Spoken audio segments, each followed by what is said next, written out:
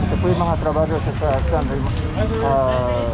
Naubusan po ng Bukidnon Coffee doon sa main coffee shop niya.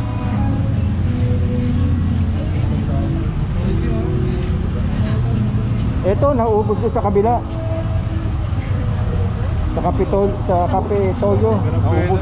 Naubos, kinuha niyo lahat, no? Naubos. Tapos may try sir, free lang to. Oh, sige, okay. Ito po ang ating mga kailan po pa kayo dito? Hapon pa? No sir, ngayon lang start lang hanggang ano lang. Ngayon, start tayo ngayon hanggang Monday. Hanggang Monday, okay. Para ma-promote yung coffee natin, no? Natikman ko yung Sagada, masarap din.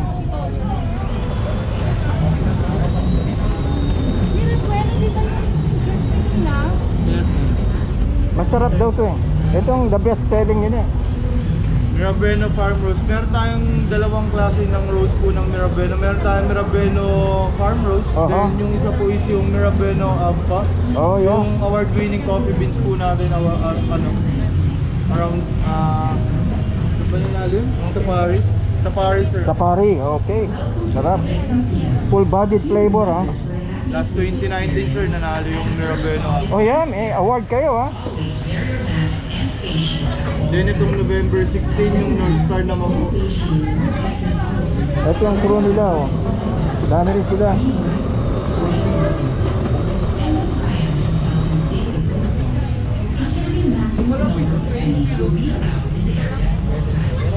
So binibenta nyo rin po yung press coffee saka yung Pero ginagamit lang. yung, Pero meron drip. pong binibenta yan sir. Alam ko. Oo, okay.